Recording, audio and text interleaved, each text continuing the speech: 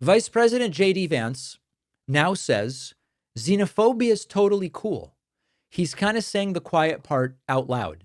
He talks about what's wrong with not wanting neighbors that speak a different language. I want to talk about the substance of what he says here. Who's out of the house is actually evicted from the house because there are people who are going to pay more for rent.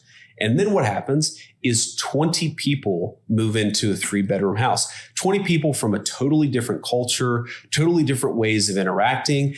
Again, we can respect their dignity while also being angry at the Biden administration for letting that situation happen and recognizing that their next door neighbors are going to say, well, wait a second, what is going on here? I don't know these people. They don't speak the same language that I do. And because there are 20 in the house next door, it's a little bit rowdier than it was when there was just a family of 4, a family These loud neighbors speaking a different language of 5. It is totally reasonable and acceptable for American citizens to look at their next door neighbors and say, I want to live next to people who I have something in common with. I don't want to live next to 4 families of strangers.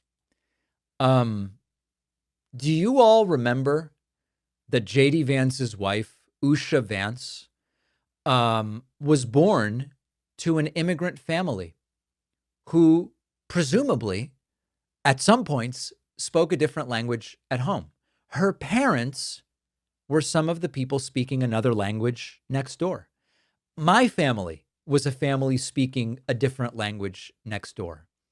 This is just the normalization of xenophobia and racism, allowing people to say, it's okay that I believe this stuff, and it's okay to say it too. And he does it with this sort of like, I'm just asking questions kind of approach that Republicans use when they know they're probably going too far, but they can't really help themselves. And he has spent months now trying to build this weird kind of nationalist identity politics about the big moral crisis of America being, do your neighbors speak Spanish or Mandarin or anything that's not English? And this is where the Republican Party is right now. And they're not bothering with the coded language anymore. They don't feel like they need to. They're fine at this point, kind of just saying it's not cultural cohesion. It's not community values. You know, the squishy terms they often use to imply the things they want to say.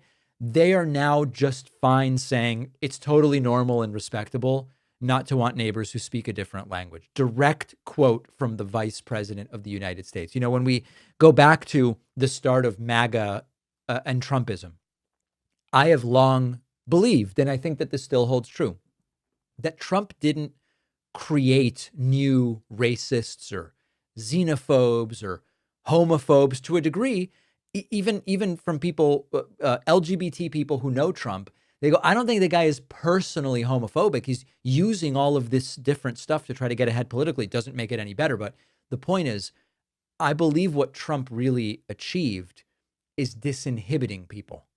And JD Vance is one of those people who is now willing to just straight up say, totally normal thing not to want foreigners speaking a different language living next to you. Normal, good, healthy thing.